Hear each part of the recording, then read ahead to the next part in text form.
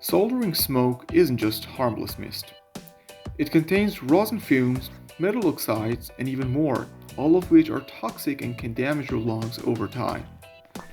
There are a lot of fume extractors you can buy online, but I think they're not worth it for occasional use. That was the reason I thought it would be great to build my own soldering fume extractor. Easy, cheap, and quite fast. In this video, I'll show you how I designed and built my own fume extractor from scratch.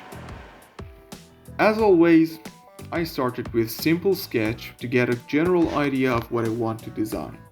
Then, to finalize the idea and the 3D design, I use Fusion 360, my go-to tool.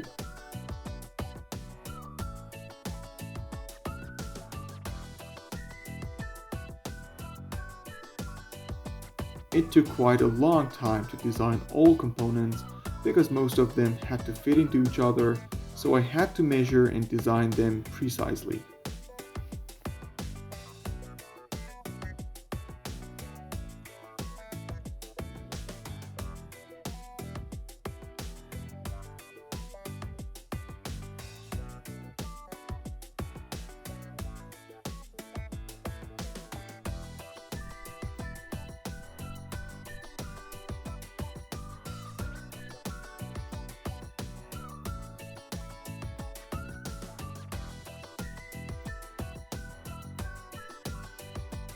When I got to a complete and compact design, the 3D printing started and went for more than 30 hours, roughly 6 to 7 euros, including the cost of filament and electricity.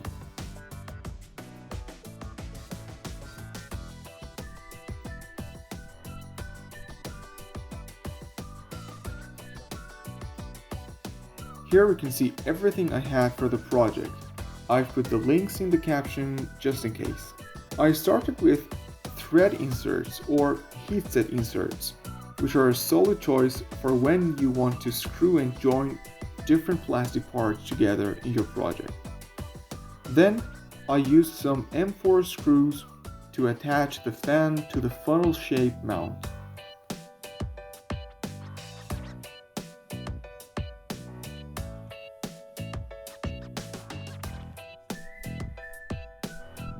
Consider the airflow direction. It must be sucking the smoke, not blowing it out.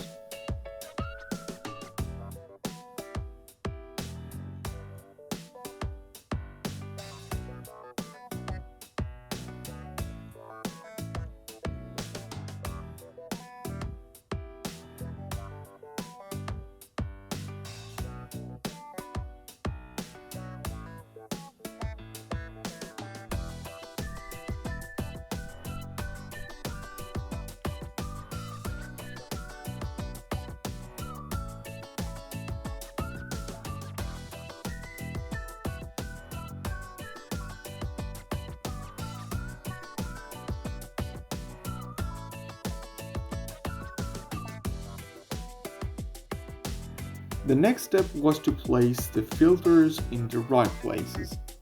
I used two different activated carbon filters for better absorption.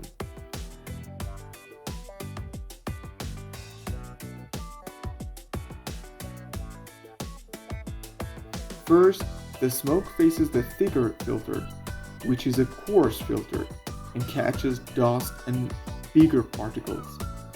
Then, the denser filter sheet absorbs the gases and removes flux fumes and smells.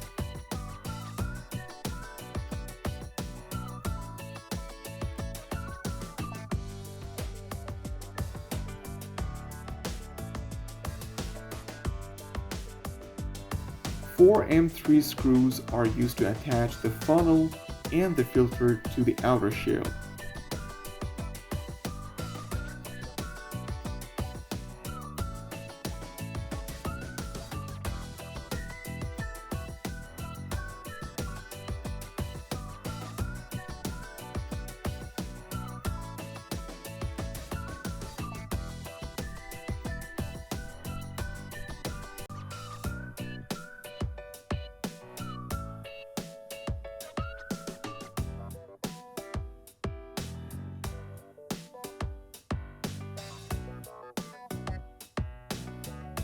I place the on-off switch and the power supply jack, which is a USB-C female connector, on the back side of the device.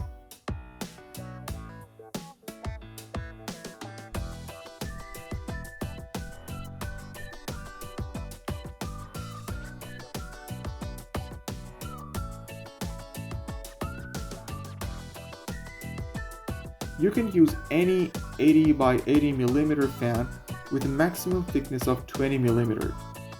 The yellow wire can be used to measure and control the speed of the fan, but in my case I want to run it at maximum speed.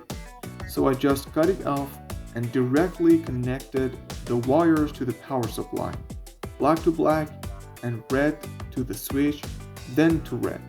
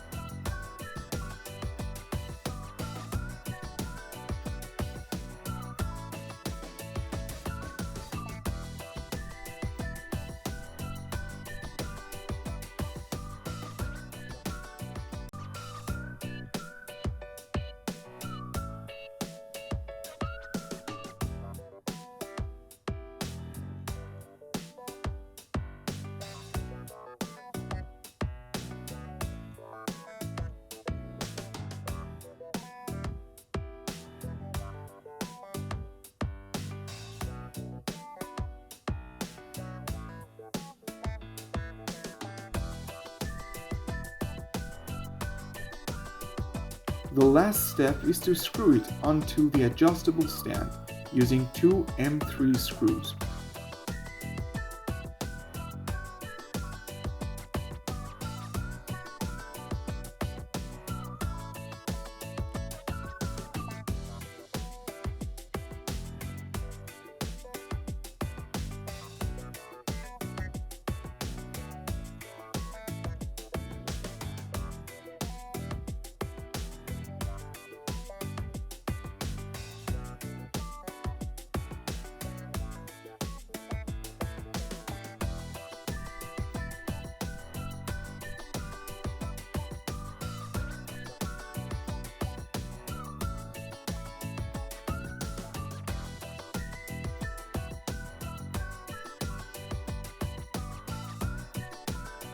Finally, it's time to test the device and see the result.